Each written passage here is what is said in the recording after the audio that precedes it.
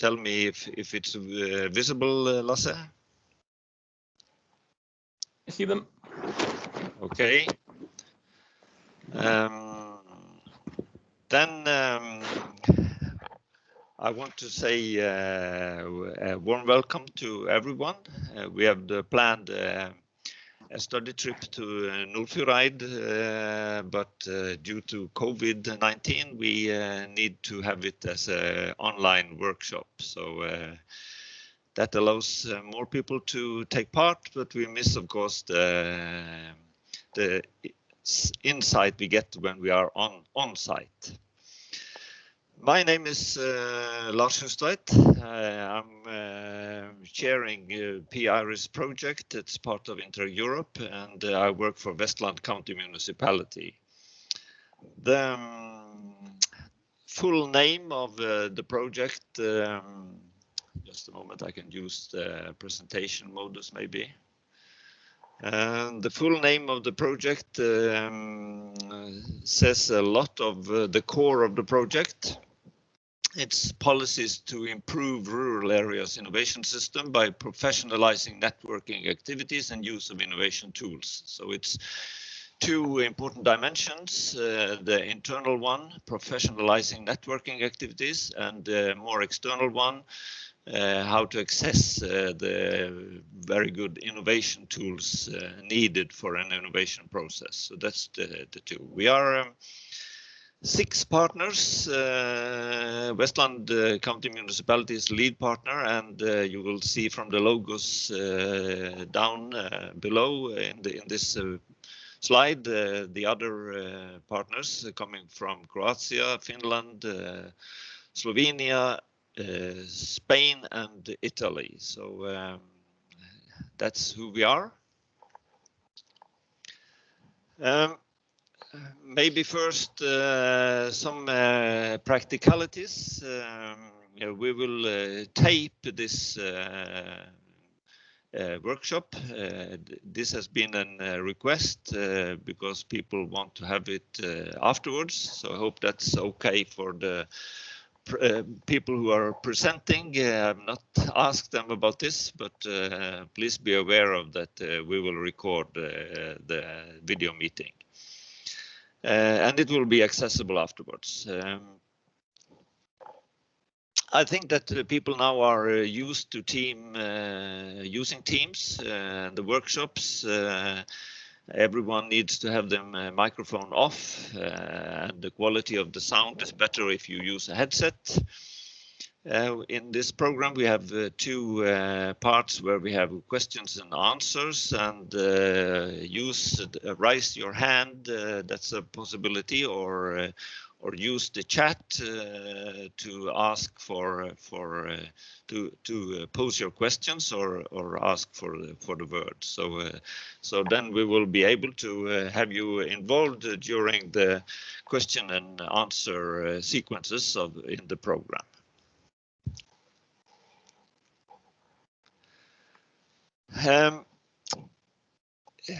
In this, we have worked a lot on triple helix cooperation during the P-IRIS project. That is cooperation between public authorities, research, and businesses.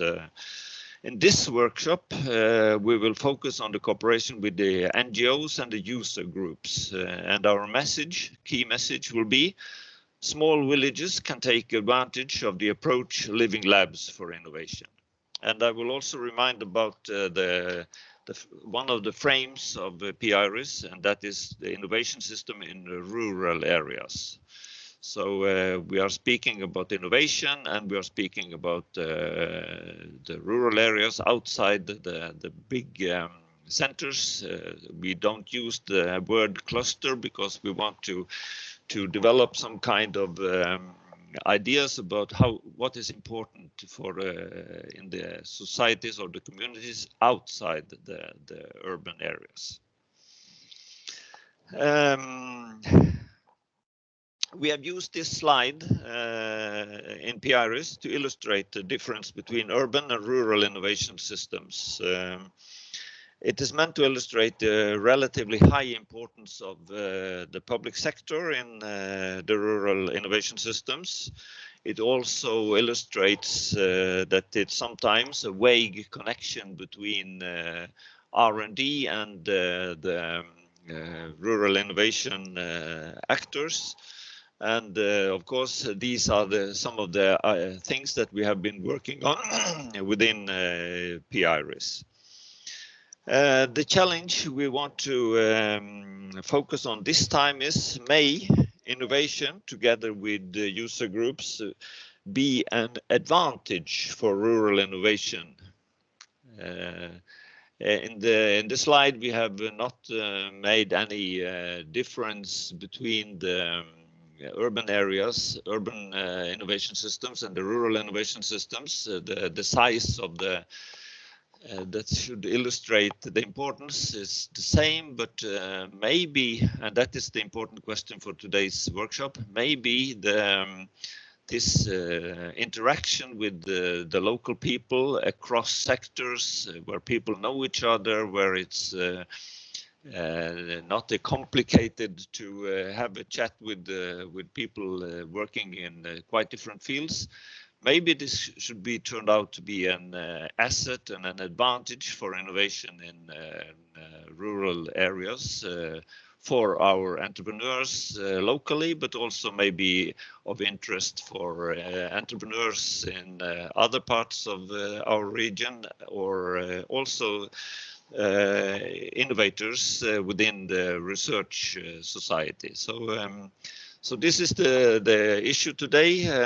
We have been speaking about triple helix, but we need to expand it to quadruple helix, and that's what we are doing today. We have planned for 2 introductions and then comments from partners afterwards.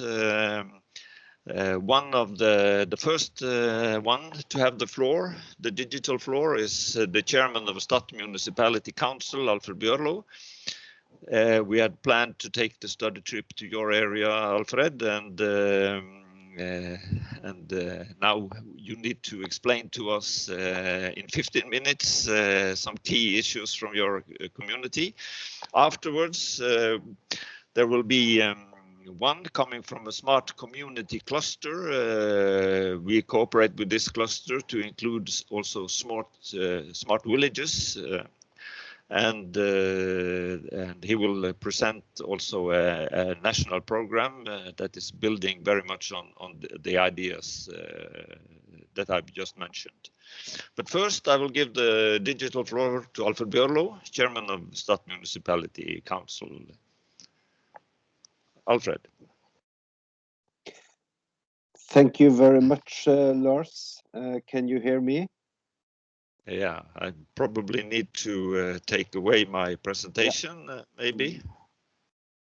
So. Yes, okay. We can hear you, Alfred. We can hear you.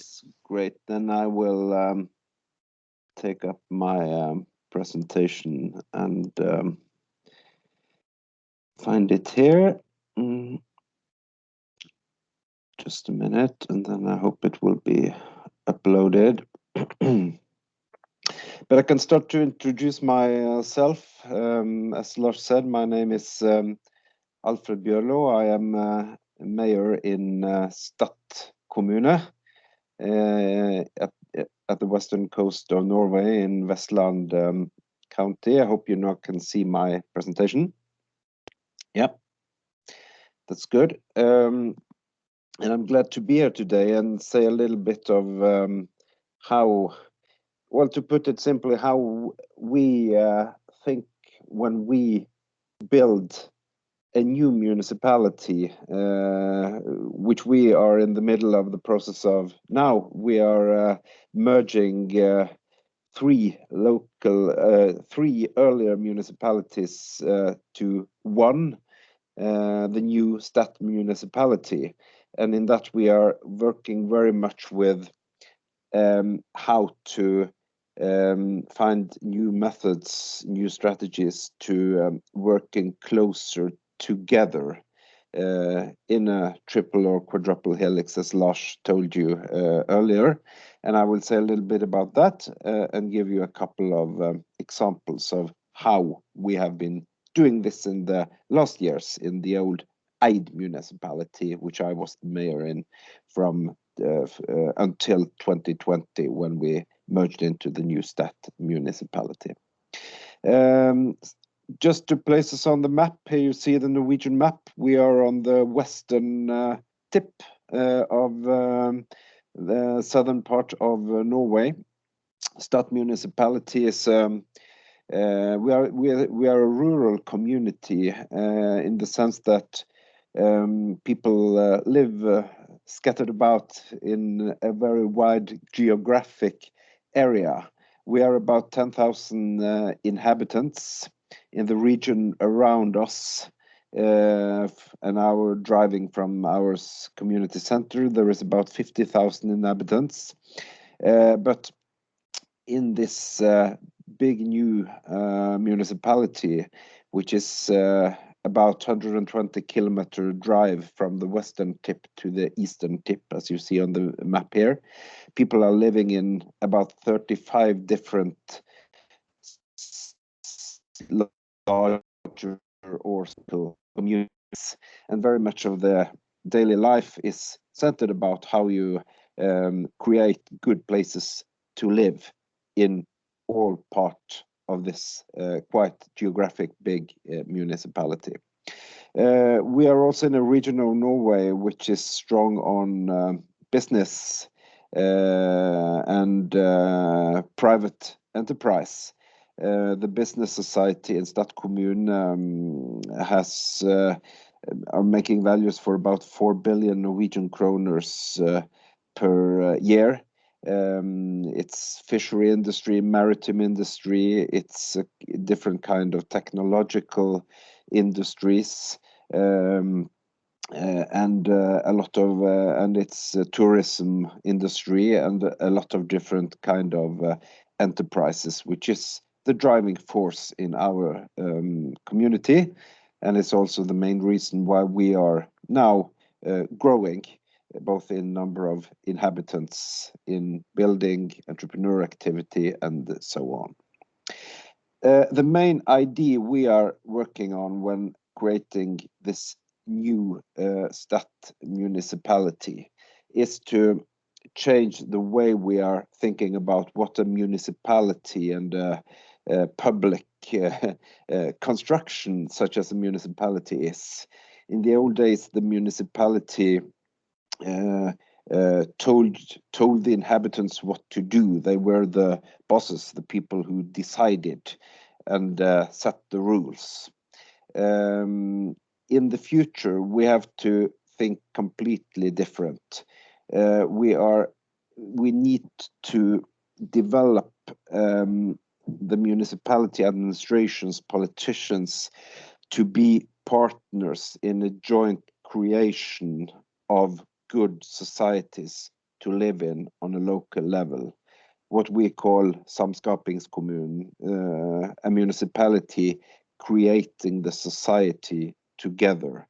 Public administrations, politicians, with businesses, with NGOs, with the schools, with all good forces, good powers in the community. We are creating this society together, and that is our main strategy and philosophy on how to make our new municipality. I won't go into details on this, but it shows a little bit about our community plan, purpose, visions, goal, and strategies. We say that the goal for the whole society we are building is to be viable and safe society where everybody is working together and pulling in the same direction. That's what we are wanting to do. And then it cannot be just the municipality deciding what to do and all other in the society doing as the municipality say. That's not a way to think in the future. We must find out what to do together and do it together all the way. We are also saying in our strategy, in our new community plan, that we, Stat Kommune, wants to take a national position as what we call a rural pioneer, distriktspioner in Norwegian. And that's also a way to put that we are trying to do new things. We are not afraid of trying out new ways of organizing our services, of how to work together with inhabitants, how to change the society into a modern time. We want to go in front. We think that if we want more people to live in our municipality, more businesses to start up here, then we have to be in front of new technology, in front of new ways of organizing the society. We cannot sit still and watch the big cities and the big city areas evolving in a very quick tempo, and we are just waiting to see when the time comes to us. That's not good enough for us. So, and we think we are able to do that, and we are already taking a position as rural pioneer on different occasions. I will say a little bit about some concrete projects here later, but both in our municipality and in the business society in our community, we are leading the way also national. What I would tell you a little story about how this kind of co-creation and smart city thinking in a small community can be in practice. I want to give you a practical example of how we have been working in Old Eid Kommune with creating things together on a local level that only is possible if different actors are working close together, businesses, society and local community. This picture is from the technical room in our local hospital, Nordfjord Hospital, in the late 1990s. The guy to the right in the blue shirt, Per Helge Haugen, he was then, and still is in fact, caretaker, janitor at the hospital. He was then fed up with high energy bills, polluting oil heating and bad indoor air quality. And he said that something had to be done. And then he came up with an idea. Can we use the water in the fjord to cover the hospital's need of energy for both heating and cooling? And then we come to the point. Here in Eid, in our local society, there is a lot of private companies specializing in electrical technology and automation technology. He went to some of them and to a municipality, to the politicians, and said, if we sit down together, we can find a solution that never before have been done anywhere to produce heating and cooling to buildings with cold water from the fjord. And then everybody sat down together, and together we and I worked out a unique technology system called Fjordvarme, which is a system that is in fact very simple. It's a pipe system that takes up seawater from approximately 40 meters deep and distributing it without heating, just cold seawater, to buildings all over the town of Nordfjord, organized by the local municipality, but with private businesses, private householdings and homes cooperating with it. In each house, there is a local heat pump transferring the energy in the fjord water to heating and cooling, depending on what is needed in each room for each day. And this system, which we started building up in the late 1990s, has been a big success. Today, about 60 heat pumps with seawater are running, covering most large buildings in Nordfjord. delivering more than 14 gigawatts of energy in heating and 2 gigawatt hours of cooling per year. It's the most environmentally friendly and efficient way possible of heating and cooling, with a minimum of energy used for running the system. And it's still growing, giving us a competition advantage for new companies because we can deliver energy so cheap and simple. And when we now go into a larger municipality, we now start building out these kind of fuel warming system also in the smaller towns, places in our new community, with cooperating together and built on local initiative. One of the buildings that is possible because of this smart system is a building I will say a little bit about more. This is what we called Operahuset Nordfjord, the Nordfjord Opera House. It's kind of a crazy thing that the only opera house in Norway, outside of our capital Oslo, is located in a quite small place as Nordfjordeid. But the reason for that is because it's possible because of this smart way of working together with local community, NGOs, our regional authorities, and national authorities, together creating something that was impossible if we are working each for us. So this building, which is a fantastic building with activity every day from early morning to late night, and at its heart a big opera room with place for 550 people, specially designed for opera and classical music. In this we can find amateurs, we found NGOs having the cultural activity, we found our library, our cinema, and it's also a secondary school for almost 400 young people from the region, which use it as their school building daytime, while it's a cultural house and a cultural center at evenings and weekends and the rest of the year. And this kind of creating things together, that's the core of what we think is how we can build good communities, both on a large scale level and on a small scale level. I will not take the time to, there is something I will go quite fast away from here.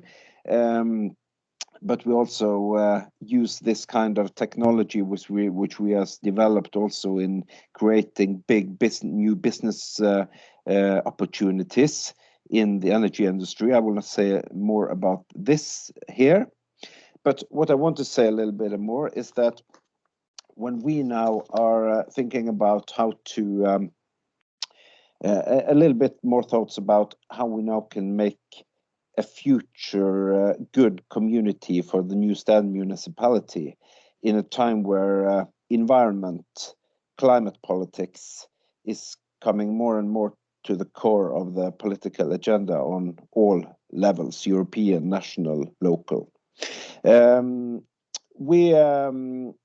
So I want to, in fact, combine climate policy with how to think smart communities on a local level, on a small place. Because it's a great challenge for us in the small rural communities, how to adapt to a future with stronger and stronger climate policies. There will never be a train or a metro in the Nordfjord and most other small communities in Europe. We will need the car. We will need boats. We have big distances and we cannot organize us completely away from that. And then we have to ask ourselves, how do we organize and shape a local communities for a future where we are going towards zero climate emissions on all levels? And this we are trying to work quite systematic with now in our new municipality. We are especially focusing on transport, how we can come down to zero emission from transport in a small rural community as the stat community. And then again, then we have to not focus on technology, but on how we cooperate, building good local societies where we have short distances between housing, work, and recreational areas, how we organize our local communities so to minimize the need of transport. How can we have NGOs being active in helping young people covering their needs for transportations and so on and so on? How do we work together to reach goals of zero emissions without this meaning that people have to not living rural anymore, but have to stick together in a few urban areas where you can build more kind of city-like solutions on the transport problems. And I will not go into detail on everything this, but in big and large, when we now are shaping a new community, we are doing it from the bottom up and trying to do that systematically on any level. We go out in the small places where people live in the community. We sit down with local NGOs in each small place and say, what can we do together to make your small place a good place to live? How can we merge our and put together our resources, the resources we use on children's schools, kindergartens, cultural activities, to suit what one are doing locally in each of the small communities, combined with also what we now are putting out, using a lot of resources on fiber technology, and making it possible to have broadband connections with excellent conditions for every household wherever you live in the stat community. So you also can use technology to reach services from to reach public services by internet and by video technology and so on. So in 2 or 3 years, we have reached the goals that every household in our community is on a fiber network and can have direct connections and do most services at home. Everything that you not have to, it's everything that is not impossible to organize on a virtual level. But many services now we can do on virtual levels, working down on a household level or down on a local community village level in our community. So that's I could talk a long time about more concrete examples on what we are doing, but I hope this is kind of an of a start up and some insight on how we are thinking about using technology, working together in triple helixes and smart community thinking to building our new society, a good society. So thank you for being able to speak to you, and I hope sometime we will have the chance again that you can come physically to Nordfjord and Vestlandet and visit us. Thank you. Thank you, Alfred, for an important introduction. You did it in 15 minutes, what we have planned to do for a whole day. So please be aware of the invitation that came from the mayor of Stad municipality. It could be worth a visit later on. I am not sure, Alfred, if you are able to take part in the whole meeting, but there will be question and answers later on. So if you are there, it will be possible to pose some questions to Alfred Bjørlo. I will then pass on the word to Bjarne Uldal. Bjarne is working in a cluster, and this cluster is part of the National Cluster Program of Norway, working on smart communities, and he will have a presentation in two parts. And in the second part of his presentation, after a short coffee break, then he will present a Norwegian program that is targeting the things that we have just been speaking about. So please load up your presentation. Alfred, you need to unload your if you haven't done so, and then the digital floor is yours, Bjarne. Thank you, Lars. Can you all hear me? And you can see my presentation as well? Yes. Yes. Excellent. So good afternoon, everyone. And thank you for tuning into this exciting workshop. My name is Bjarne Uldal, and I'm working as a Chief Innovation Officer in Nordic Edge. We work as a national innovation cluster, focusing on both cities and more rural communities. And today I'll spend my time talking about what's happening in the more rural parts of both Norway and partly also in the Nordics.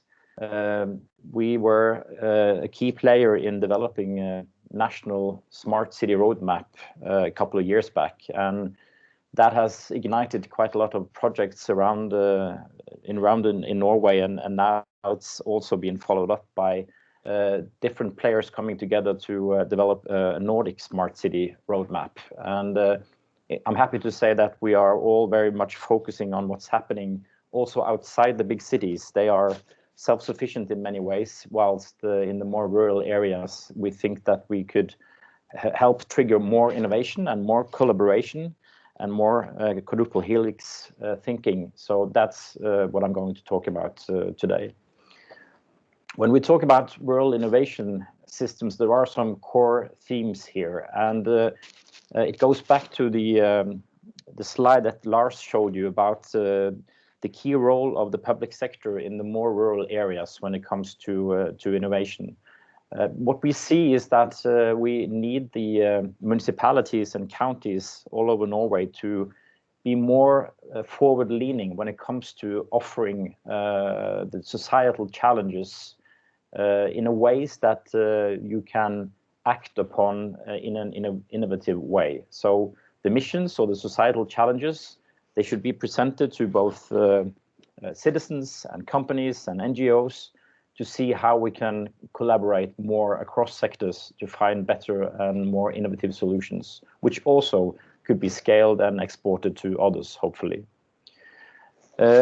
There are also quite a lot of focus now about rural living labs. So that's building on what I just said about the challenges in the rural communities. They are often designed to work on these more mission-oriented innovations. And you see quite exciting small and also bigger living labs being started around the country, building on the particular assets and the particular characteristics of the things you have in the special area where they're built or where they were established.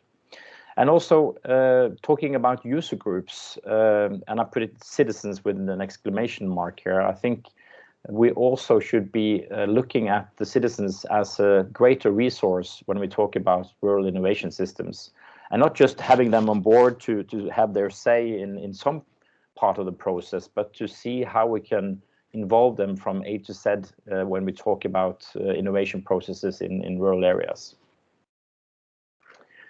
So when we talk about these missions or these societal challenges in rural communities, there are some challenges related to that. I'll quickly pass through that because I think that's quite key to address when we want to improve what we're doing all around the country.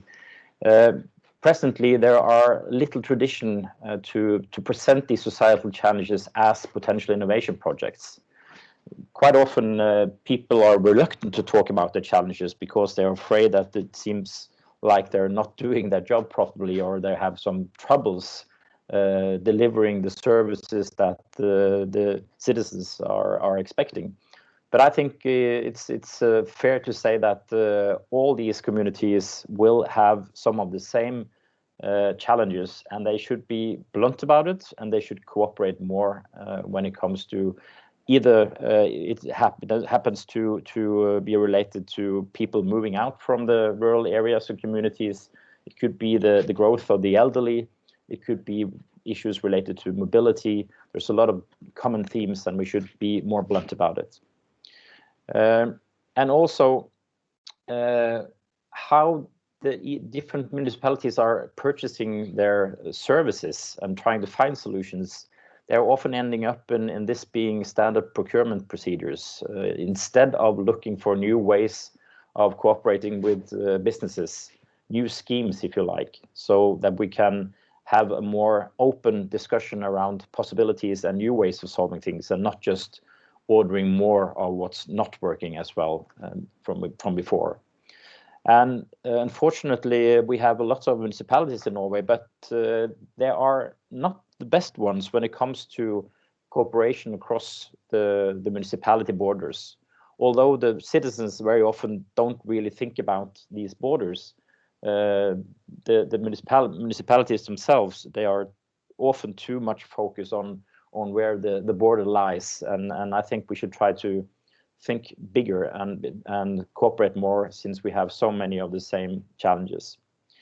And we don't include the citizens or different kind of user groups enough. That's both due to a lack of tradition for that, and also what we hear from municipalities is that they're lacking the tools and the knowledge and the facilitation skills to do that in a proper way.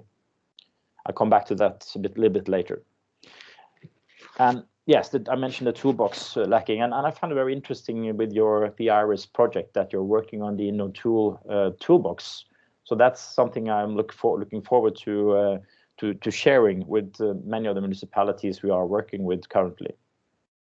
Of course, you know everything about the lack of resource and competencies. That's a common challenge for most smaller societies, and the same goes for the limited knowledge or use of different financing schemes. It often ends up with these big sums going to the bigger cities, and there are not so much left for the smaller ones. So what I'd like to pose as a question to you, of course, you already been discussing this for quite some time, I know, but this is what we are discussing with both the governments here and different stakeholders in the smart city area. And we talk about rethinking the standard operating procedures. What do I mean by that? I mean, we should all be looking for new ways of solving these familiar challenges and questions. We should look for ways to doing it more efficiently, of course, but we should also think about how we can create more business opportunities for local companies in the rural areas. Going back to the important role of the public sector, the municipalities, when it comes to offering challenges that the local companies can act upon. And of course, you need to combine that by thinking about how these smaller places, these villages or these smaller municipalities can become more attractive as a place to both live, work and visit. These things go hand in hand. You can't just talk about business development. You need to marry that with a strategy for developing the place also.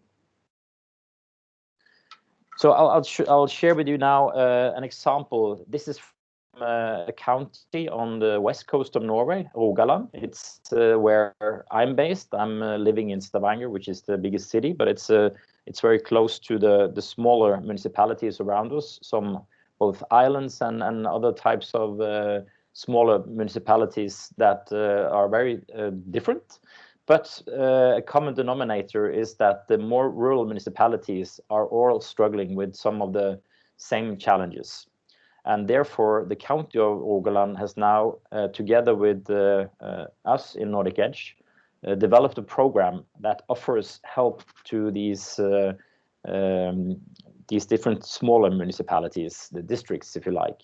And I'll just briefly run through how we do this. So we start by discussing what insights we have into the current states and the missions or challenges in that particular municipalities.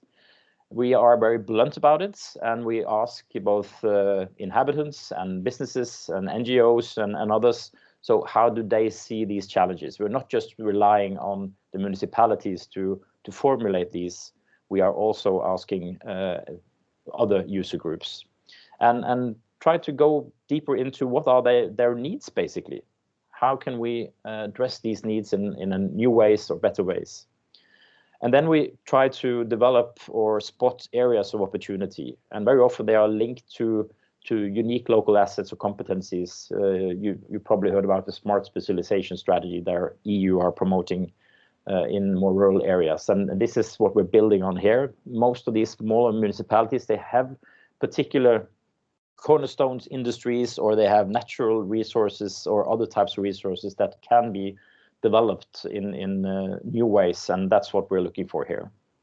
And we're also addressing what I just talked about with the place identity. We need to be more aware of how we talk about the place identity. It's more like a branding challenge often, because there are so much you can say about municipalities, but it's not always that the municipality itself is a good storyteller. And we discussed the future ambitions. And based on this, we try to help them formulate these societal challenges, not as problems, but as potential innovation projects. And this is where we bring in also the businesses. And we try to engage not just the local assets or the local players. We also, as an innovation cluster, try to build on our network and try to get people around the whole of the country to be interested in the different challenges in the smaller municipalities. And we help them facilitate the innovation process in a quadruple helix type of thinking. We use design thinking quite a lot as a tool in that sense.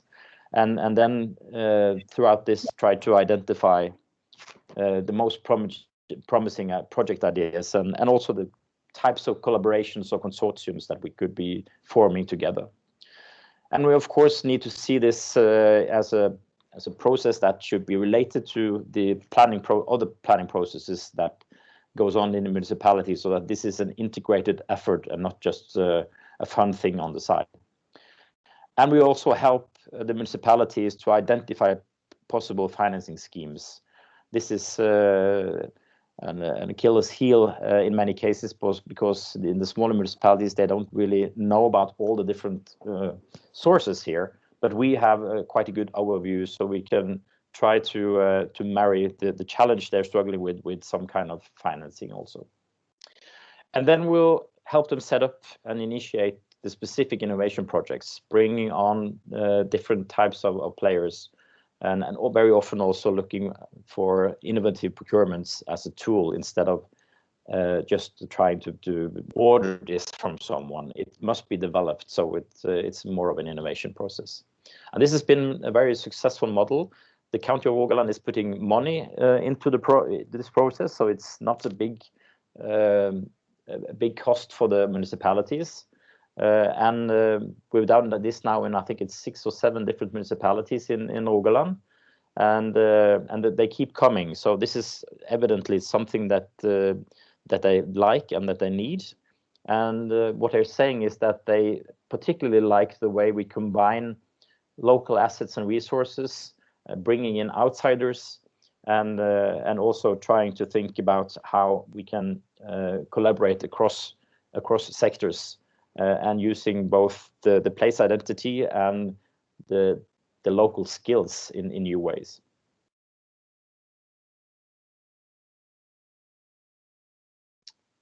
Let me see now, my presentation froze. I'll just have a brief restart if I can. Let me see.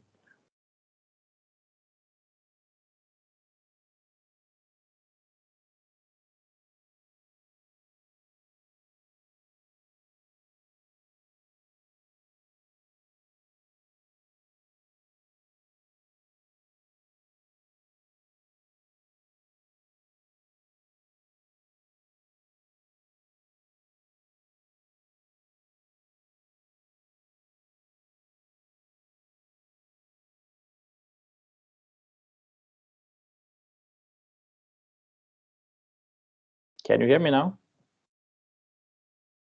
Let me know if you want me to share the slides. Can you hear me now? Yes. Yeah. Okay, I don't know what's happened with my network here, but let me see if we can you see it now? No, give it a second. No, I can't see a Okay, presentation. Lasse, then I think I will have to rely on you, please. Yeah, I will put the slides up.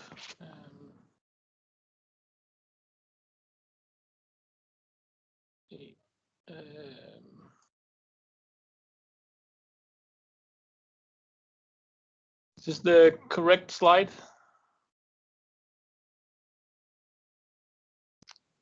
You see.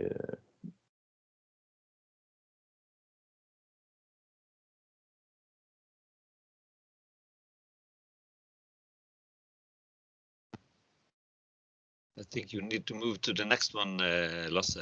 Can you see it, Bjarne?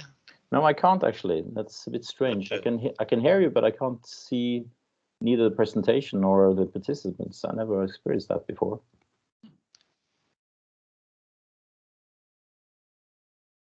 But now we can see the value of rural living labs. Your presentation under your presentation. So okay, then I'll just continue. Although I've lost my sight, I'll just continue then the last few minutes. So we talk about rural living labs, and they are sometimes different from what you find in the bigger cities, and I think that's really really interesting.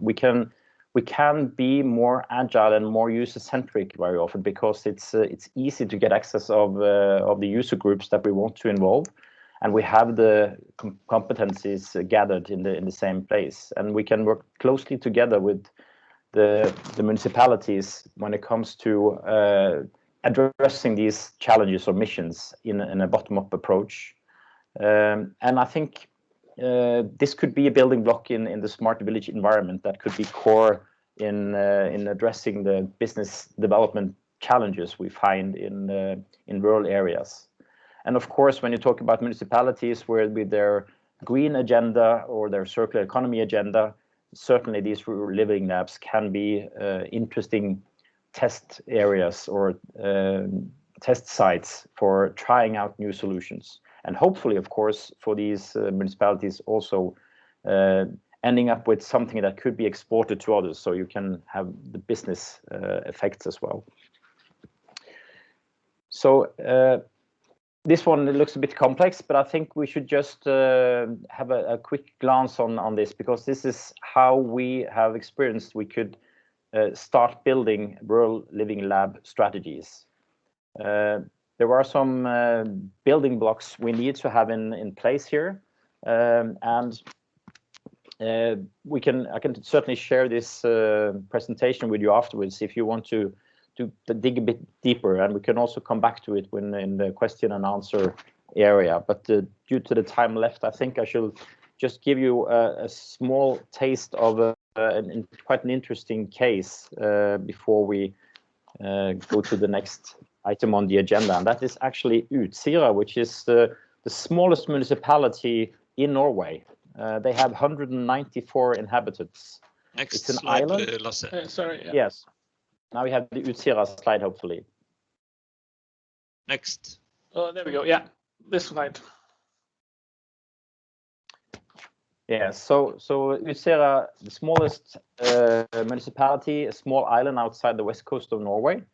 very rough area, lots of weather, lots of salt from the sea, and they have had big problems keeping people on the island. So they run the risk of becoming a deserted island, basically. But what they've done is to turn this around and talking to different kind of businesses, industries, and saying, okay, so come to Utsira. We will be a living lab. With everything we do, we should be a test site for new, interesting technology that needs to be tried and tested in rough areas. And if you can go to the next one, Lasse. Yeah.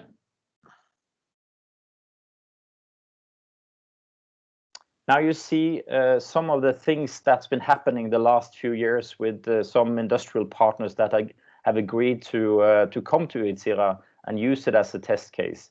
So it's a lot about innovations when it comes to the power grids, batteries, electrical ferry that they're trying now to get in place, and also wind turbines and a new sea cable connecting the island to the city. No, sorry, to the mainland.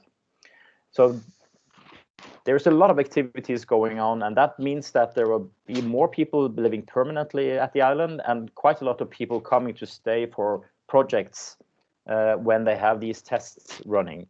So could you go to the last one, Lasse?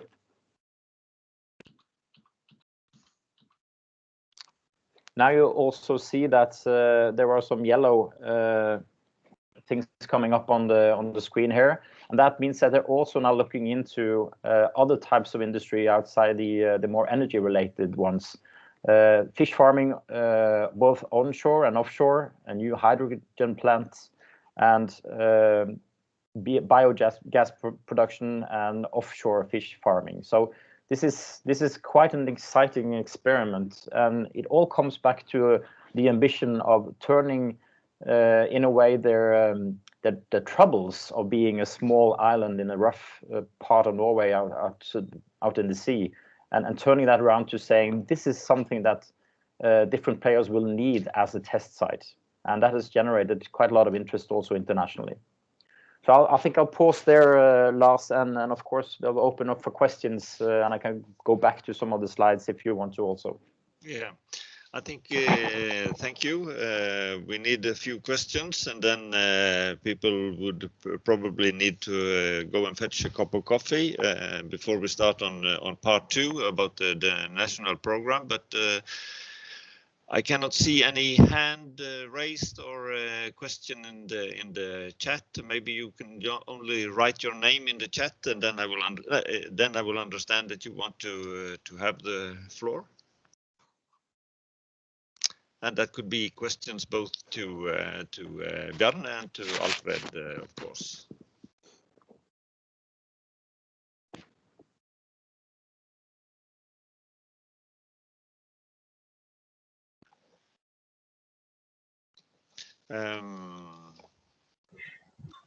Everyone's eager to get a coffee, I think. Yeah, maybe, but I think that. Could you, yeah, there is Sasha from Croatia wants to have a question. Hello guys, I have a little bit problem with my camera. I don't know if you see me. We do. Okay, Lars. I will save the day with one question maybe for both presenters.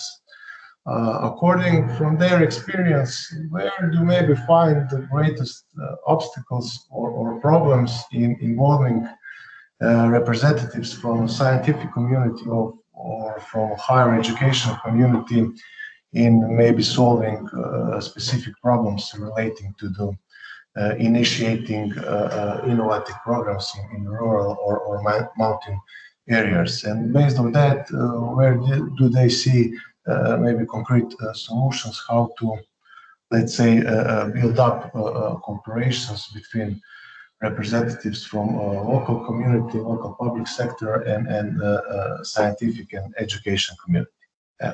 Thank you. Who will start? I can start. That's a good question. Thanks for addressing that. I think what we've seen the last few years is that the academic environment, at least in Norway, they have become more aware of the interesting challenges that we have with developing rural communities where people want to live and work. And that's due also to the government now working very specifically with new initiatives for the rural areas, and that is being followed with more money, and also then money being used for academic programs or research. And I'll talk a little bit about that later today, but we have now put in place a new program for following the different innovation projects in the rural areas, so that we can document it better and research, how things are basically working when you try to get quadruple helix collaborations in the rural areas. So I think the biggest obstacle has been that the money has been in the big cities, basically, and a lack of focus until recently. But luckily now I think that's about to change, because we know that we need to keep people living in the rural areas and able to uphold the different communities and municipalities all around Norway. Alfred, is it possible to make the villages attractive for academia or the researchers to take part in development processes? Yes, I agree with what Bjarne said, that the main problem has been the kind of financing models, but things are happening, and that's getting better. But what from my point of view as a mayor, as a politician, we are often very, from a local point of view, very impatient. We see a problem which needs a solution, and we want a solution quick, right? And if you are cooperating with kind of an academic institution, they have more of a long scale planning horizon, right? If you are a student, you have your plans 1, 2, 3 years old over time, and we want something to happen here and now with quick solutions, to put it in a kind of tabloid way. So to find ways of meeting each other there is very important. Where we are succeeding are when we are laying a plan for the 2, 3, 4 years on how to, example, work with how secure the cultural landscape in an area of the community in a 4-year program. Then you can make a plan together with an institution, put on students and projects and so on. So we have to adapt a little bit, and then the institutions also have to adapt, and we need also to find better, and there must be a pressure on the institutions that they are supposed to work also with rural communities a bit away from where they are located, often in the big cities. Yeah. Okay, thank you. Nice perspective. Thank you. I want to keep my promise that people can have the possibility to go and fetch a cup of coffee now, but there was some hands raised, and there is a question from on the chat. Hello, in your introduction, Bjarne, you emphasized the importance of also working physically with the place to make it attractive to live, visit and work in. Is it also the case at Utsira? It's a question to you, Bjarne.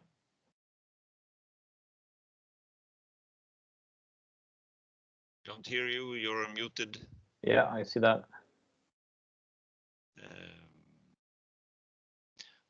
But maybe you can come back to that when you have your next presentation.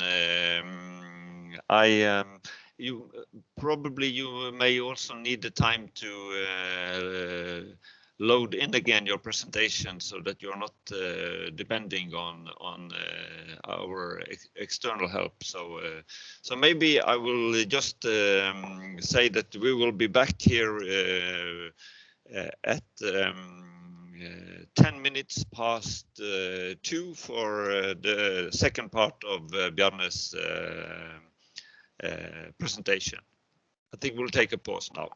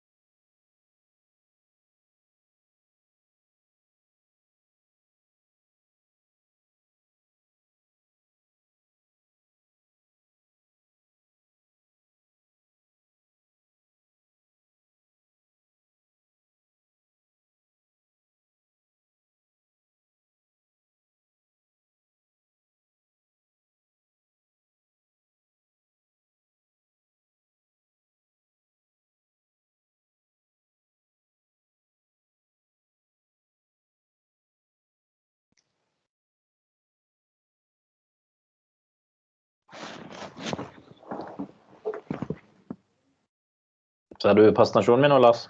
Ja. Ja, da er vi tilbake igjen, tror jeg.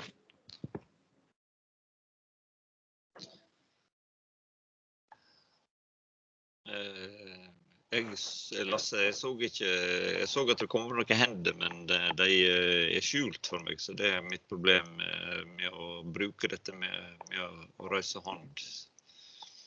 Så jeg trenger egentlig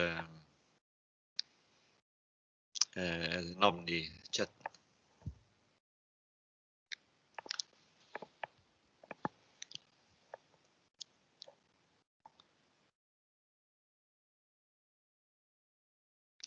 Well, shall we be precise? It's 10 past, and I think we will start again.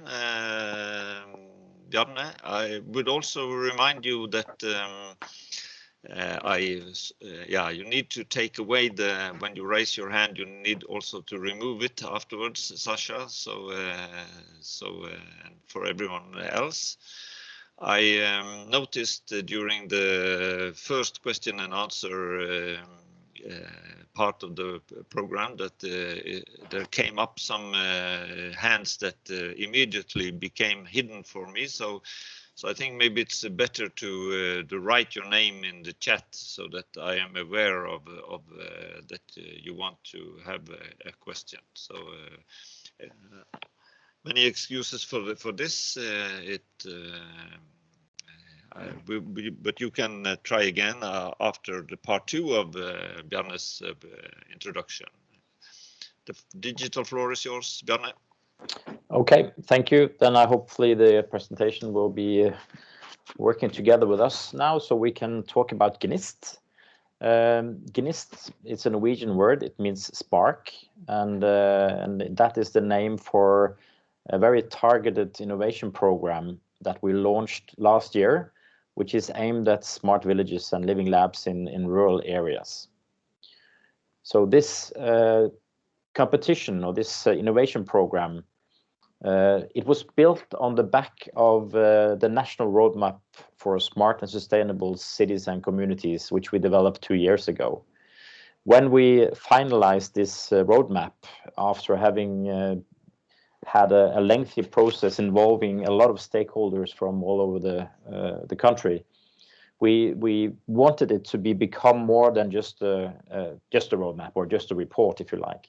So what we decided was to build on the main goals, you see them here, in the roadmap, and see if we could challenge the different counties and municipalities to present their missions, their challenges in new and exciting ways, and then turn these challenges towards the business communities and see if we could get them on board with some new thinking around how we could solve these challenges. So in the roadmap, it's all about trying to build more attractive communities, more inclusive communities, more efficient communities also. And of course, with the UN sustainability goals in mind, we should definitely aim to become more sustainable. And we're also, this was before Corona, but we also talked about resilience in the roadmap. And I think that has just become an even more important factor now this recent times. And also about health, both the human health, but also the health of everything living in the community. So the biodiversity aspects and looking for both the blue and green challenges that we could solve together with both the local communities and outsiders. And also in the competition or the innovation program, we employ these 8 principles. These are also drawn from the national roadmap. So we try to use these actively in the process with the municipalities. So both in the model I showed you in part 1 and also in Gnist or Spark, the program, we use this as part of the process when we facilitate first, the process of finding the right challenges and formulating the right challenges so that they can be acted upon, and then turning them towards the business community for new innovative solutions. I'll just go a bit deeper into the program so that you get a better understanding on how this is being used, because it's become, last year was a trial year, but it was met with so much enthusiasm in the different rural communities that we decided we had to build on this. And this year, we also introduced, last year was only a competition. Now this year we also introduced a competence program in 3 chapters. So this is where we started. We invited all the municipalities in Norway to take part with a specific emphasis on the districts and rural communities. And the 3 chapters we offered was the first one about design-driven innovation for smart and sustainable development in rural communities. And then going into the subject of citizen engagement. How can we do this in more comprehensive way and a more useful way than what has previously been the case? And then the last part, investigating new models for cooperation and co-creation between sectors. And for this first part of the GNIST program, we had, I think it was almost 1/3 of all municipalities in Norway taking part.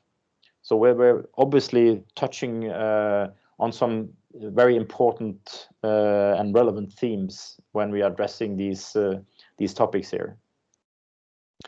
For the last part of GNIST, then we are back to the competition again. And this year we ended up with 42 different municipalities who then decided to take part of the competition.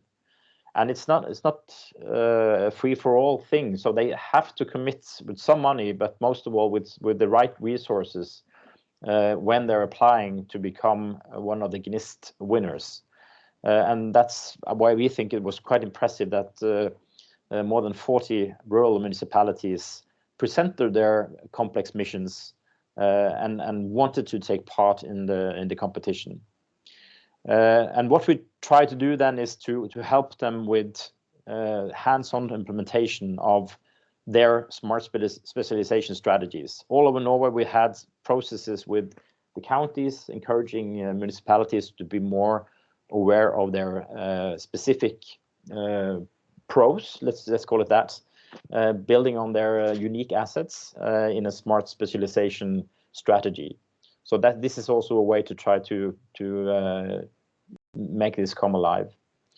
As I said, it was built on the goals and principles from the roadmap, and we emphasize that this must be a cross-sector collaboration.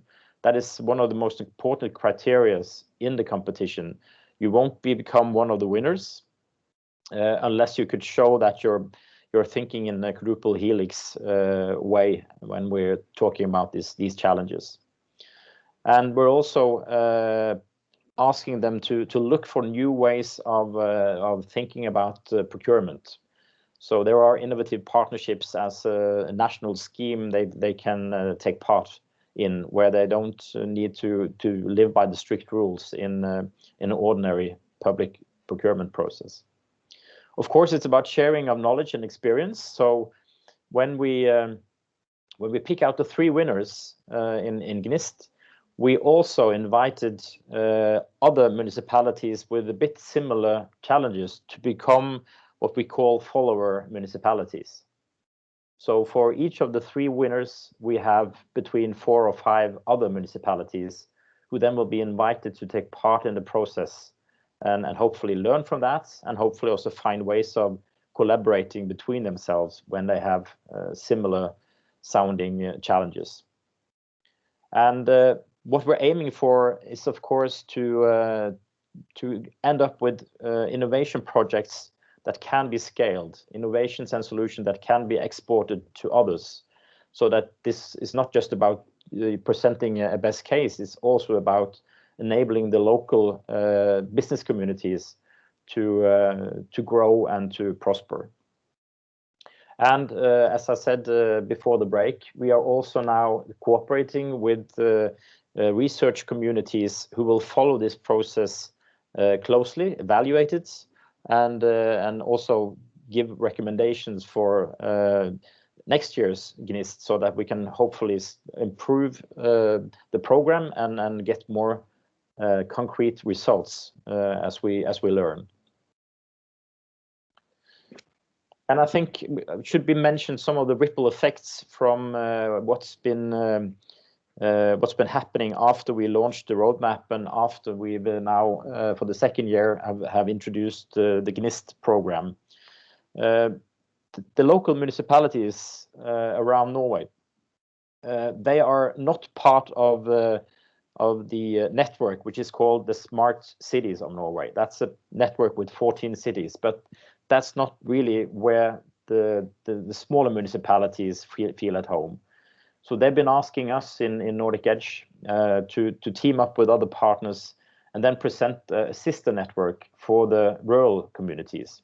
And this is now being launched. There will be a specific network operating most of all digitally, but it will build on the experiences from GNIST and try to be like an initiator or a matchmaker to get more municipalities to work together on similar challenges.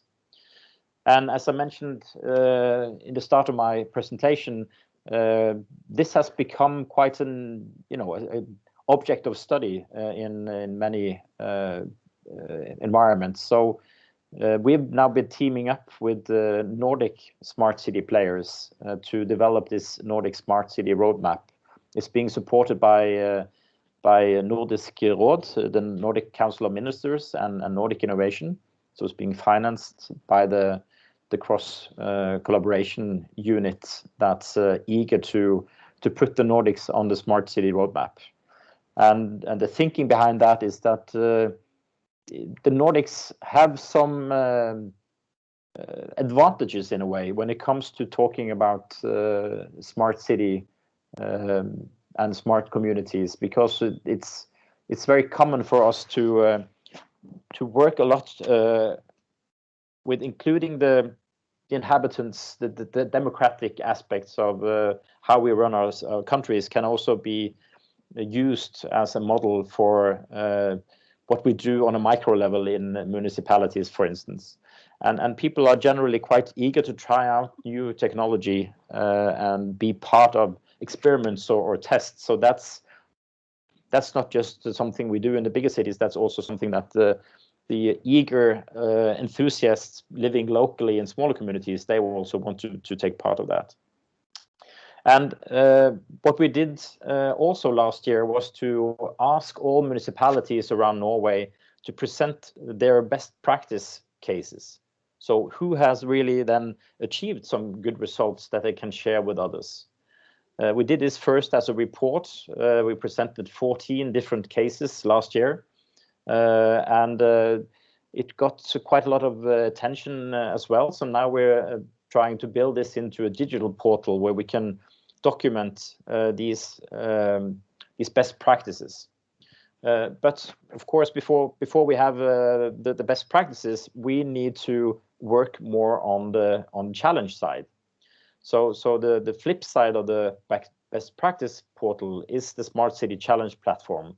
This is where we, not just once a year with GNIST, where we have 3 winners, but this is an all year round open platform where municipalities can both investigate what are other municipalities talking about when they're talking about their missions or societal challenges, or they could present their own and ask the big community who has done something interesting in this area, or who want to join us to try to find new ways of solving our challenge. And then finally, going back to what I said about test labs and living labs in rural areas, we are also now started a project where we will gather all kinds of test facilities around, first in Norway and then in the Nordics, to present this as opportunities for outsiders to come and test their technologies or their solutions in smaller and bigger societies all over the Nordics. We think that Utsira, for instance, they don't have the marketing capacity themselves, but they can certainly join our Tested in the Nordics project, and we can help them with more visibility for people who want to try out their technology in an exciting small island outside the west coast of Norway. So this is some of the building blocks and some of the ripple effects that we see from the work we've now done with the roadmap and GNIST. And I think we should just try to keep on building on the roadmap and the red thread that comes from the goals and the principles that I presented, because we see that this is working quite well when we try to make them operational together with the municipalities and the local communities. I think I'll stop there for now, Lars, so we can have some more time for questions also.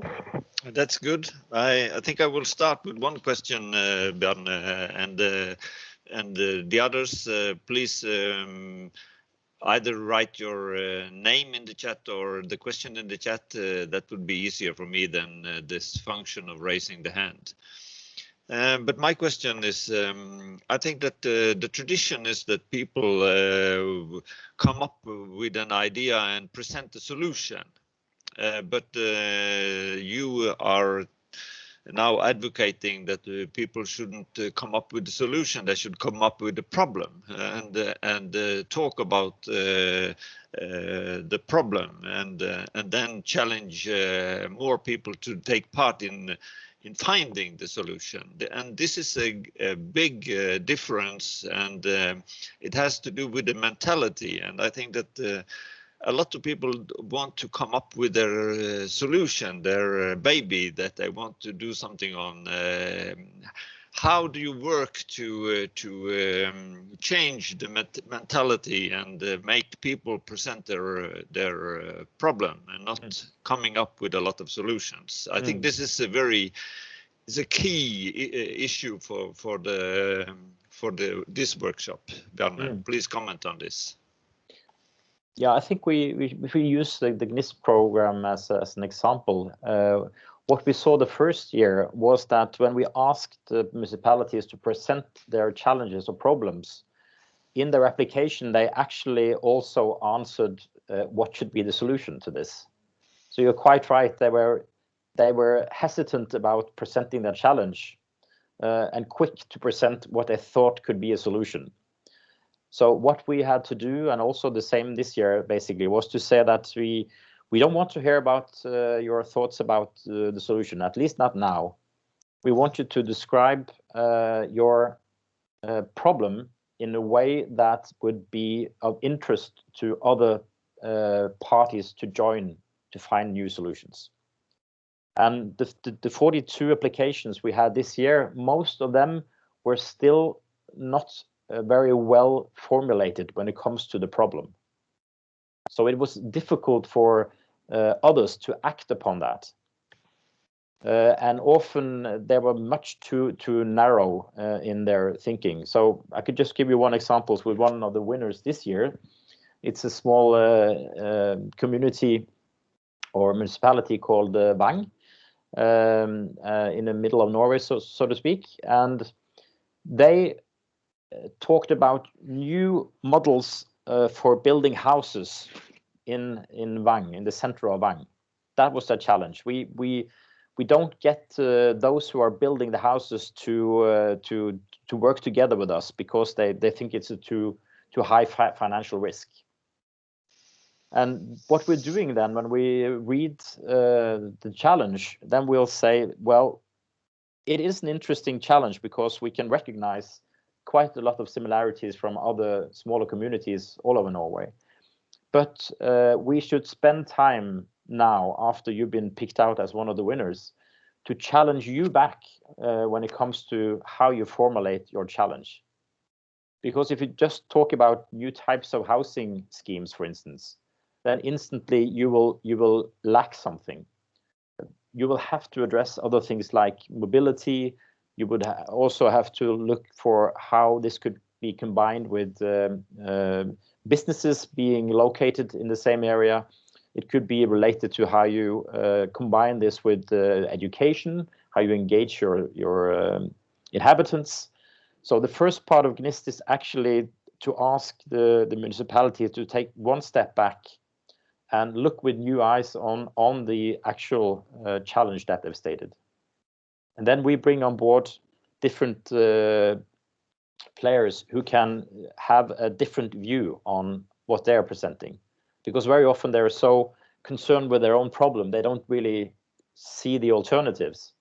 But that's what we try to do with GNIST, to ask. It could be people living in the community, but it could also be experts from outside who've done something interesting in the same area. So when we had the workshop yesterday was, then we brought in an architect who've been working with new types of housing in smaller communities, which is spot on in terms of the challenge. But we also brought in a woman from Urban Space Lab, a small consultancy in Norway, who are all about trying to find small wins to make things more interesting in local communities.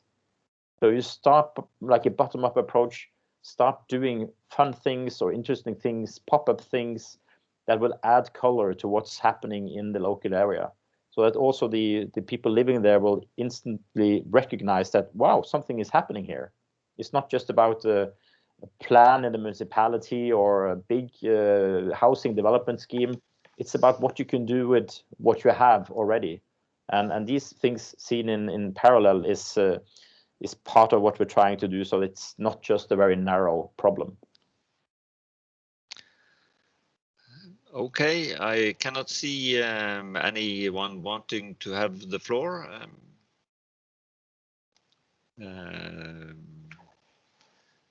You are hesitating to ask your questions. That's no reason for that. Maybe I can also ask you to comment on the question from Sasha more in detail, because he was raising the question on how to involve the research and development community, and I think you are often addressing entrepreneurs, people who want to develop some kind of a product based on a problem. But how can we have you any thoughts about how research and development actors can come into the concrete challenges that have been described? Yeah, I think what's an interesting model we see in some places in Norway is that the academic institutions are teaming up with the local living labs or test sites. So when we have a project coming in that needs to be challenged or needs to be looked at with different perspectives, now these test sites have started to invite some more academics or researchers to take part in that group working on that what's being tested. And we have 5 what we call catapult centers around in Norway, which are bigger test facilities financed by the Norwegian government, and they are, putting in place a more elaborate effort to bring in academics also. So that's one way of combining the academic environment with the business community, which I think is very much about a hands-on approach, and I kind of like that, because as Alfred said, in the rural areas and the smaller municipalities, they are eager to see things happening. So a 3-year research program does not gain the same attention as something which is following much closer, like an action research project working on a concrete challenge or a concrete product or service idea, for instance. There is a question from Daniel in Croatia. It's listed in 2 different parts in the chat. he was curious about the Rogaland model and who was facilitator during the process, or what could you say about the need to facilitate such processes, Bjarne? And Daniel, do you want to add something? No, I just want to ask a little bit more about this facilitating process and how to choose facilitator. As usually, we have a problem is if of this kind of models, if somebody is facilitator from, for example, local area, and the people don't take him very seriously. So that question actually. Yeah, I think that's a good question, Daniel. I think if possible, you should look for an outsider because you could more easily get away with asking dumb questions and trying to challenge what's being currently thought about in the local community. But also, I think what we saw with the Rogalandsmodellen and also with GNIST is that it's an advantage if you can bring in someone who is a non-commercial player in this. So a consultancy firm would probably often be too expensive. That's one thing, but also lean towards some of the interests or some of the stakeholders and not all of them.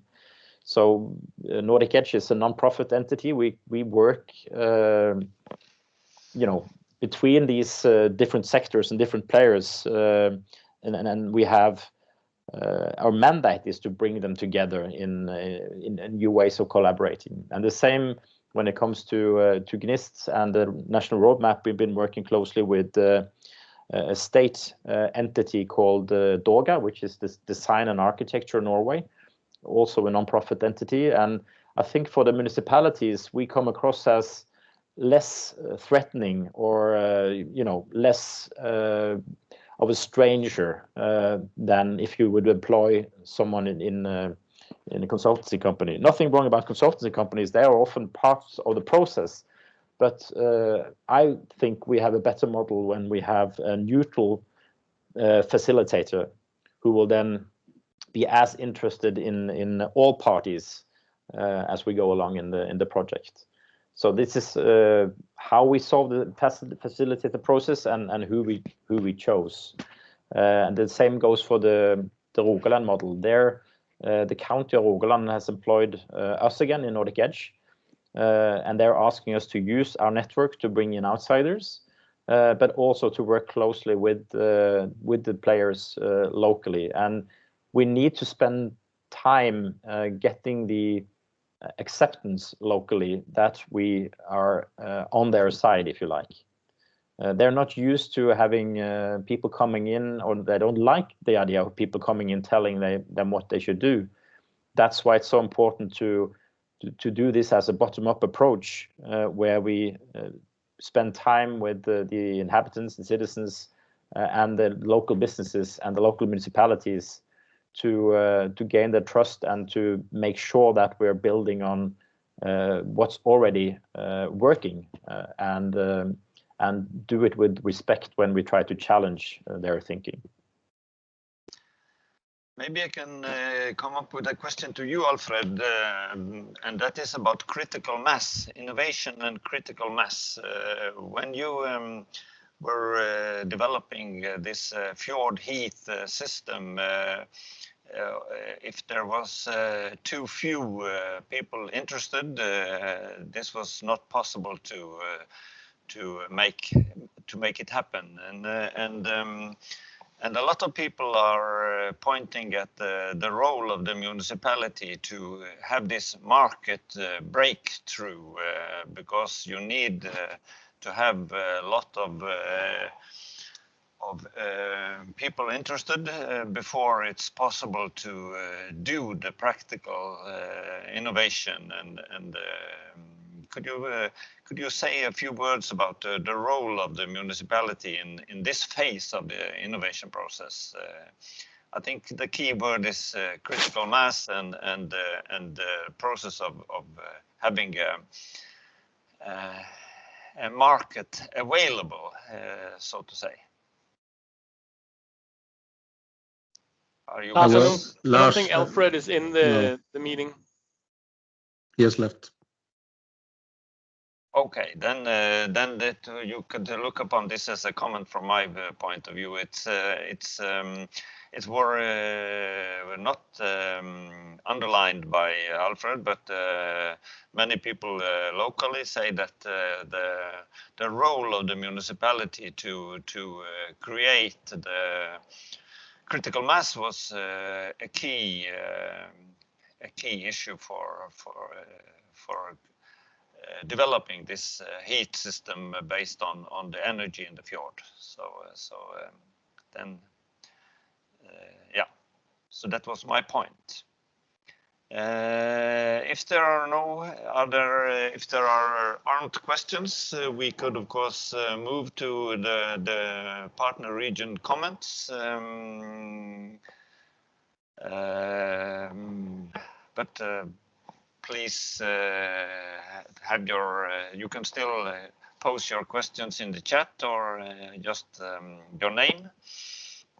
But I think maybe we could go further to have some comments from the partners. It has been a lot about Norway now. And you can remove your presentation maybe, Bjarne.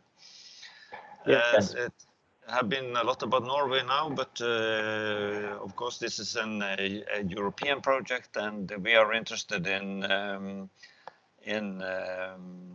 what kind of comments you have to what we have presented so far. Could we start with the entrepreneurial actors in the Kickstarter Slovenia? I'm not sure if I pronounce your names correctly, so I will use your first name, so I will not. I think that is easier for me. Matija, what's your comment to what you have heard? You are working on innovation processes in Kickstarter, and is this interesting for you?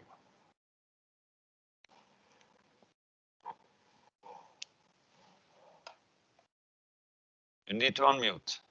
Oh, hello, can you hear me? Yes. Yeah, hello, everybody. My name is Matija Maticic. That's the right pronouncement. And coming from Kickstarter Kamnik, which is creative industry Kamnik. So I think your presentation was very interesting, and these topics are very relevant in our area too.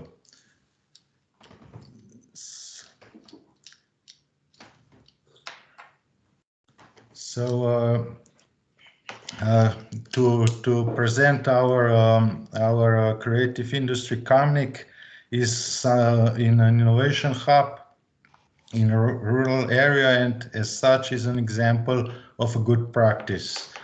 We achieved that one step at a time with a bottom-up approach.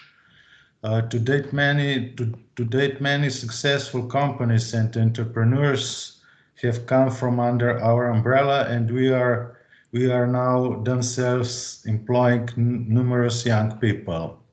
As some of you may have seen for yourself when you are visiting us in Kamnik, there are more than 60 companies involved in our innovation network area, and we have become a central innovative entrepreneurial center that promotes entrepreneurship among young pupils in primary and secondary school. We also finished the energy renovation of our building to address climate and sustainability issue. So in our innovation hub, we offer young people the infrastructure and guidance so they can develop their entrepreneurial ideas from ideas to products. So it is very important to connect different areas in innovation process to get good solutions. In the year 2020, we started a new interesting and very topical and important project that is called Futech Innovation Center. It is a project that focuses on the food industry and connects different sectors and companies related to the food industry. In our premises, we have provided a development laboratory and office space that intent specifically for the food sector. At the same time, we offer the support that the company needs to enter the market with their products.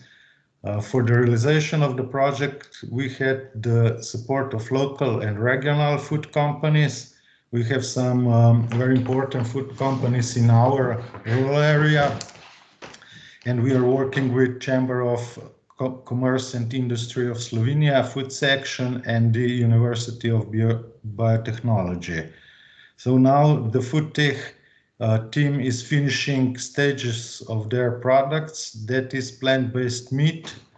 This product is preparing to go on the market for the first testing to get consumers' first impressions.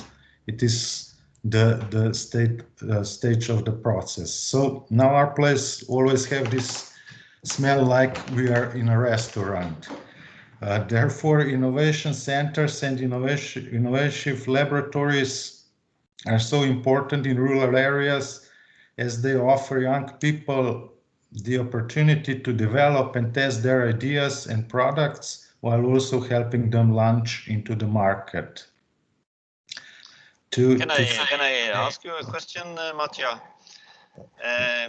You introduced the user groups at the end of the innovation process, or have you introduced them earlier at the earlier stages of the innovation process, just to try to link to the issue of today?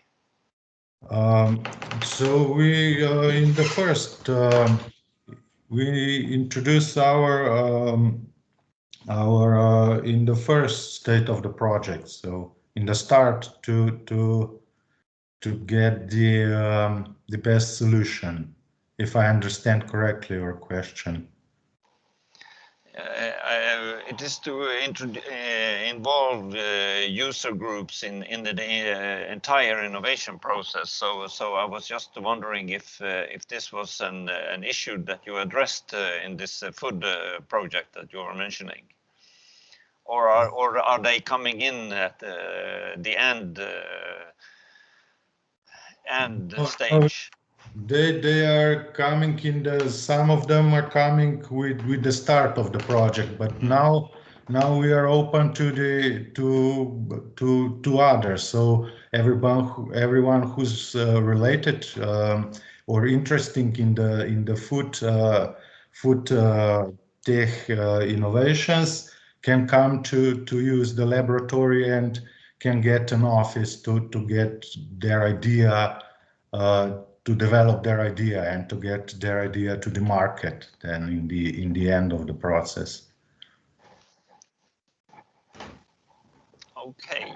Shall we have a comment also from Sasha? You have been you have asked the questions earlier, and of course this issue bringing in user groups during an innovation process. How is this to combine with your work as a researcher? I mean, from my perspective, I really don't have something special to add concerning these previous presentations, because your colleague explained it very well, and my opinion is that these best practices, these new development and micro development approaches are basically our only way and best way how to enter in the new future of local development, rural development, and development of mountain areas and mountain regions, especially after this global COVID situations, when we all learn that some, let's say, economic and social circumstances can change overnight. And by that, I don't mean where we have a restricted and limited movement of people, and some global value chains are broken, and because of that, we must find some efficient solutions how to create new values, new products, new services based on our specific local resources and potentials. And in that context, this approach that we previously heard in the presentations are especially important. Well, from my experience, and if you take some empirical results from Croatia paradigm, in practical sense, that would be very, very difficult. Why? Because some of main characteristics of mountain areas in Croatia are municipalities, especially in mountain areas, are municipalities that have really low level of institutional quality and local management capacity. And because of that, we often have situations where those municipalities, if they are put in the situation that they need to change something in a positive way, they often use such examples, such good practices that we heard, and they implemented it in, let's say, uncritical way. They're just trying to copy paste some good practices in their local context, which at the end doesn't have any positive effect, because they are not taking into account their specificities, their specific resources, problems, potentials, and etc., etc. So my personal opinion is that in that case, we basically have two solutions. We need to have in that case scenario some strong national leaderships which must be capable to recognize the take problem, and then must be put into situation that they will be the moderator of some triple helix relationships which are put in the functions of putting more development pace in mountain regions. Or other hand, maybe private sector must recognize the mountain areas as a big potentials for maybe making some new innovative products and services. And there, in that case, or in that scenario, there would be the initiator of maybe some triple helix platform or model of making mountain areas more developed in a near future. For me, it is really, on one hand, it is the solutions are simple, but when we try to implement those solutions in real life, in mountain areas where we have, let's say, elder populations, low level of entrepreneurs initiatives, that is a big problem. So we need to have some external push-ups, like, let's say, private sector or like I mentioned before, big national leadership or initiative how to put those areas in the right path concerning the development. Now, that is my opinion from Croatian perspective. Interesting, but are you a bit reluctant on the issue of trying to have user groups or citizens involved in innovation activities because of this, or? No. Of course, there are big stakeholders or actors that are important part of any kind of activities concerning the development or implement, let's say, approaches of smart villages and etc. Of course, but taking into account everything I said it before, they are in Croatian circumstances a little bit rigid or less motivated to make changes, because from their perspective, what could be done? We don't have enough funding, or anything else to make positive changes. That's why they need some external leadership to pursue them, that they are capable and that they have everything they need to make quality changes. Because in Croatia, mountain areas have huge natural potentials for future development. But thing is that people over the last 10, 20 or 30 years are used to live from the national aids, and that is a big problem in a mentality. They didn't develop those entrepreneurial spirit which can push them forward. Okay, shall we then turn to Söderberg? Ricardo, you are working for a development agency in close connection to managing authorities. So, but now it's echo, so somebody need to turn off. Maybe Sasha, turn off the mic. I have turned. Now it's better. No, it's still echo. Ricardo, how is it to use the? It was difficult. I don't know if it's only I who hear the echo, but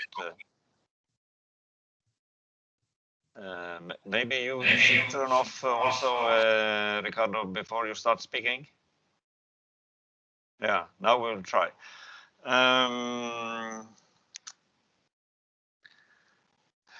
Do you? We are speaking about innovation in rural areas, and Ricardo, you were with us when we started this project back in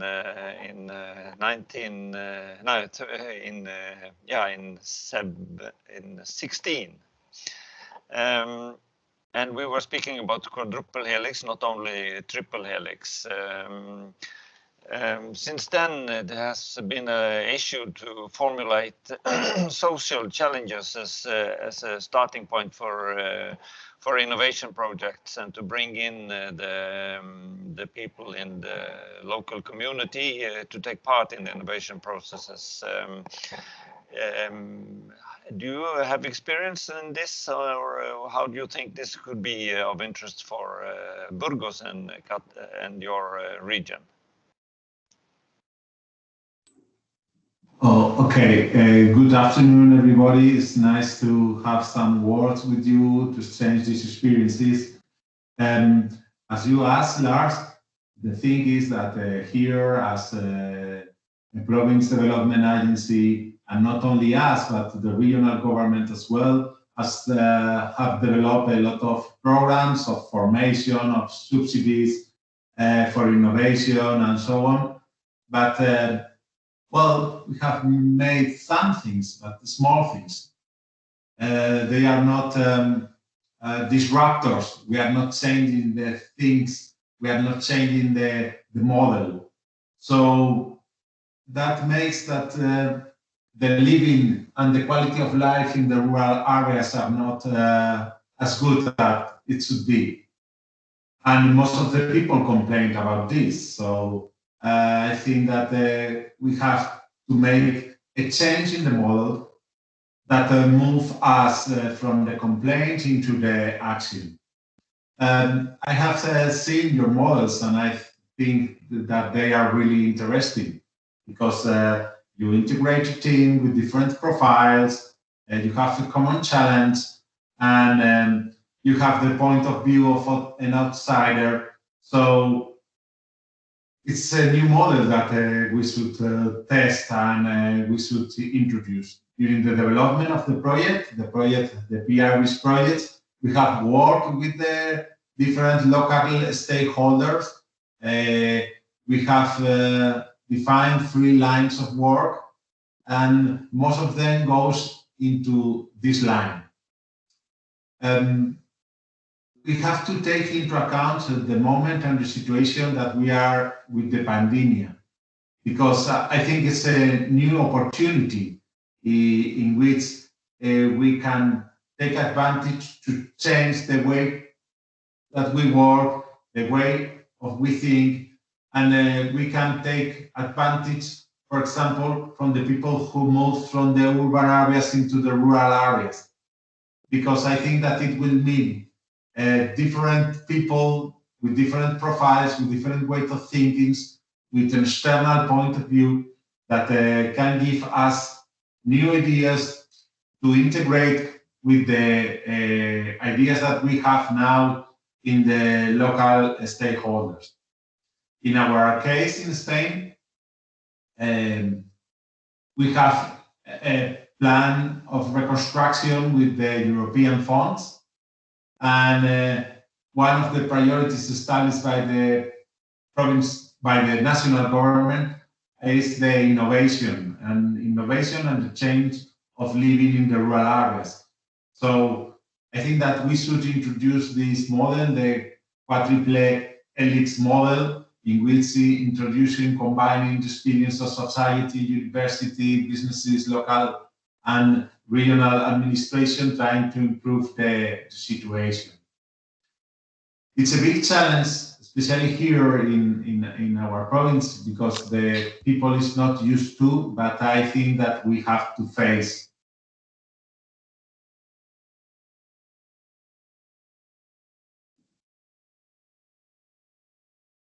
Can you hear me?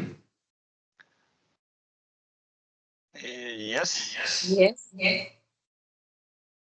Okay, because I see Lars frozen.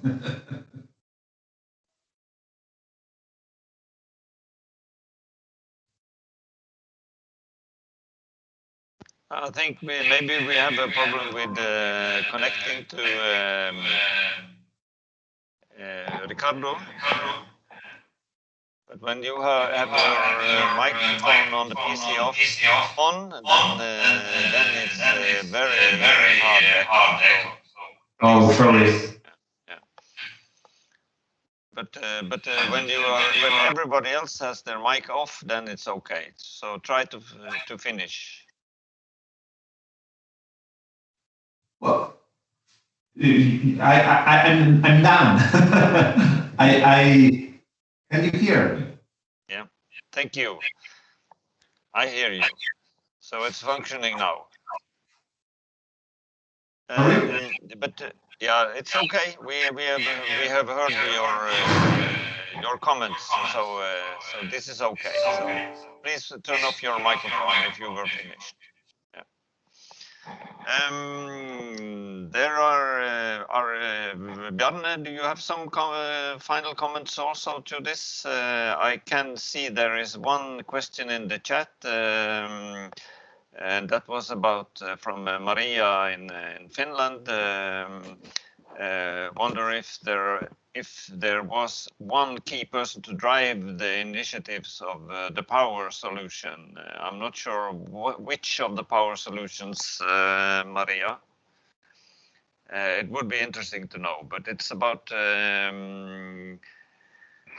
how to drive.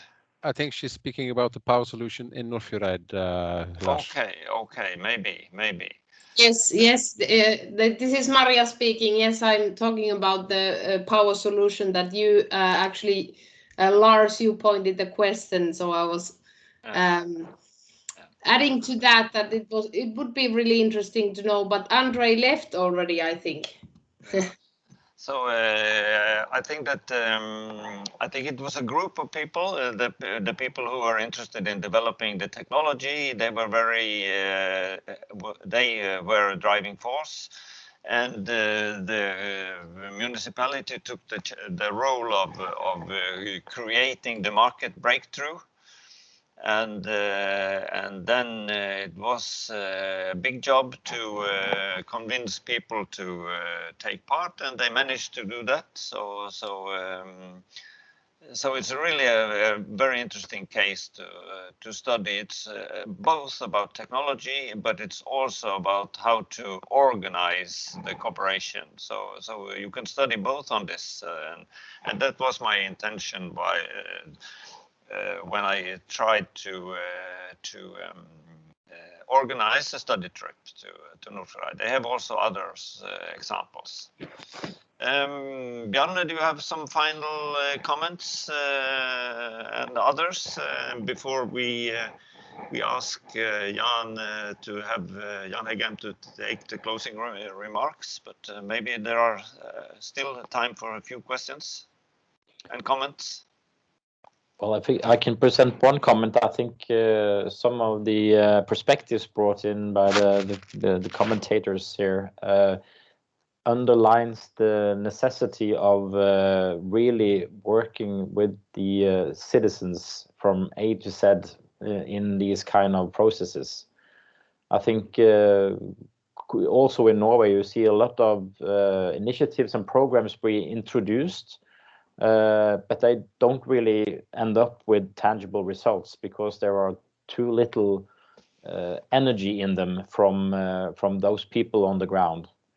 So if you can, work with the inhabitants and get them on board as part of a movement, then it's much easier to get an acceptance for the ideas and also to bring in new ideas. So I think that's been, at least in Norway, I can't speak on the behalf of Croatia or the other countries, but in Norway, you've been doing this as a kind of a lipstick service thing when you talk about citizen involvement. They've been invited to some kind of a user group or a meeting, or they've been receiving something in their mailbox, but that's not citizen engagement. So I think that's a big topic, and most municipalities that I've been working with, they don't really do this in a proper way, even if they think so themselves. But it's scratching the surface. So in order to get tangible results and for this to last, I think we will need to introduce new tools and new practices. And this could be something also when you talk about InnoTools, Lars, and what's coming out of the PIRIS project, that I hope you'll be paying attention to that critical factor. Just a comment for those who don't know InnoTool. It will be presented tomorrow at our final conference of PIRIS, but not everyone here will be taking part in this. But this is a tool to improve management of innovation networks.